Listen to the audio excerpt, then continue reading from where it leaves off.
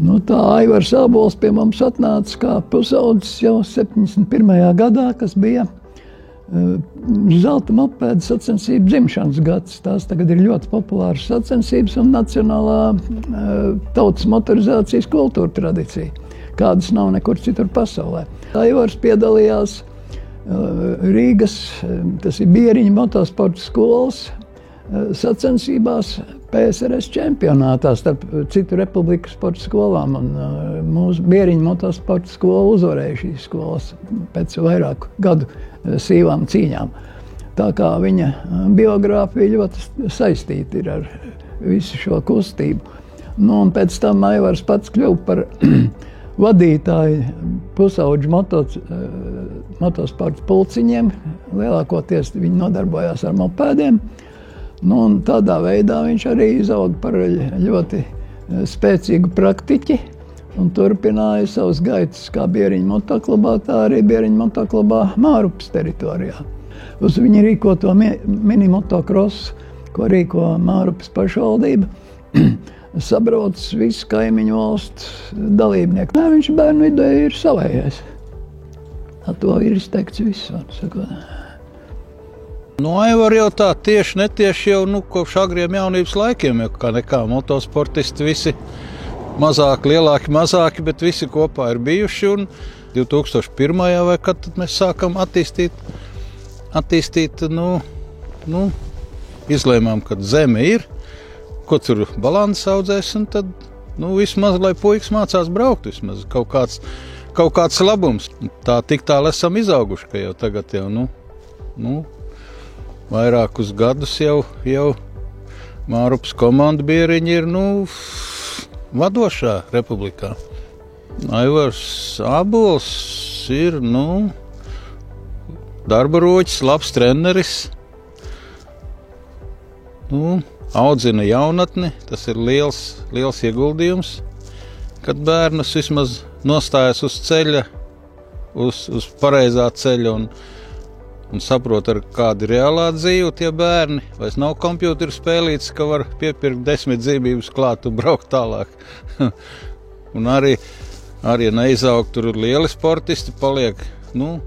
Tomēr viņi uz ceļa arī nav maz svarīgi, kad viņi prot uzvesties vismaz.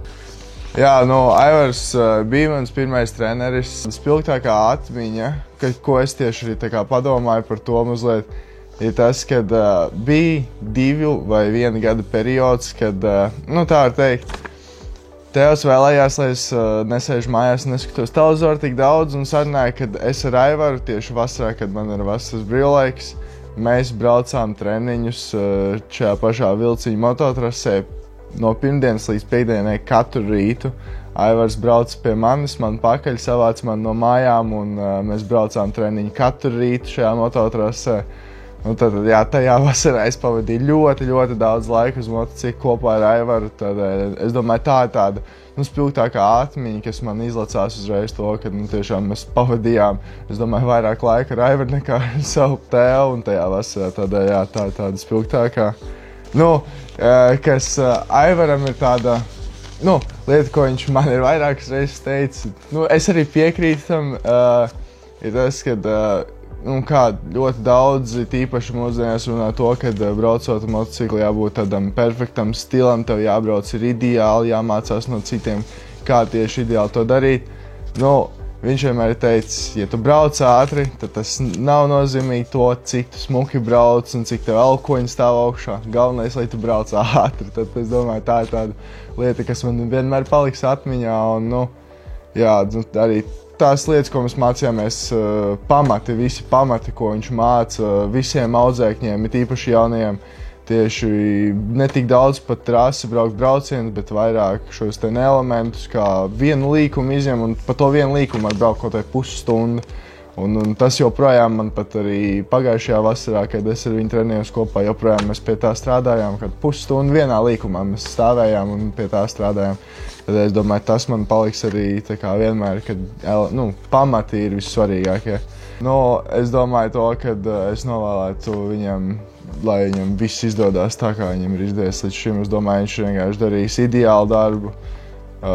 Tas, cik daudz viņam ir audzēkņi un tas, cik viņš daudz ar viņiem strādā, ir ļoti apbrīnojami, un viņa neatlaidība un to, cik viņš joprojām daudz visu dara, rīko šīs sacensības, arī šajā pašā Janmārpas trasē iesaistās daudz.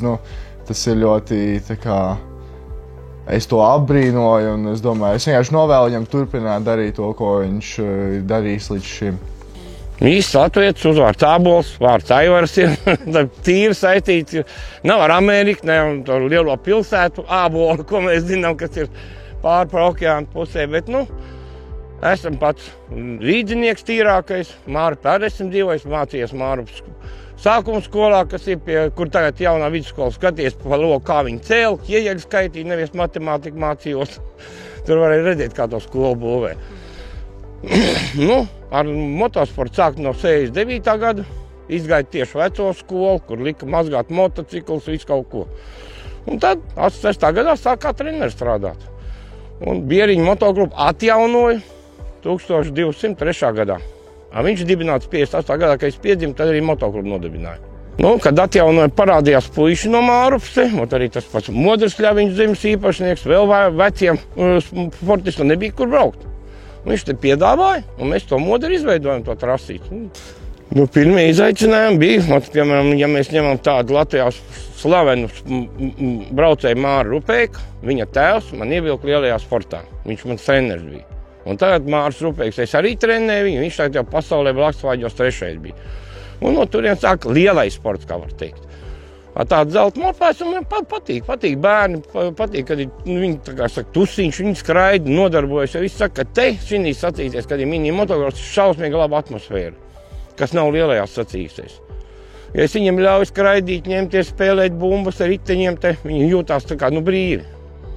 Es jau skaitu, pie manis ir bērndās, sākuma skola un pamatskola. Viņi iziet tam cauri, un tad viņi aiziet uz vidusskolu, uz akadēmijām. To ir, un sevišķi, kad sāku nodominēt to bērnu, pagāja bišķiņ maliņā sāku ar bērniem, tad ar amatieriem, lieliem pieaugušiem, 23 gadiem, un atkal pie bērniem, un tad bērniem sākās visi tie lielie rezultāti. Jo tā vajag individuāli strādāt, personiski strādāt, lai viņš izjūt vairāk. Te vairāk tāds tusiņš, kā bērniem patīk, ka tas nav tik traks treniņš, tā ir spēle vairāk viņiem. Man peldi, lielākā daļa bērni, peld, skrien, vingro, ņemās, un tikai tad var pabraukt ar motociklu. Nav daudz liekās uzkāpt un braukt. Nē, tas ir smags darbs.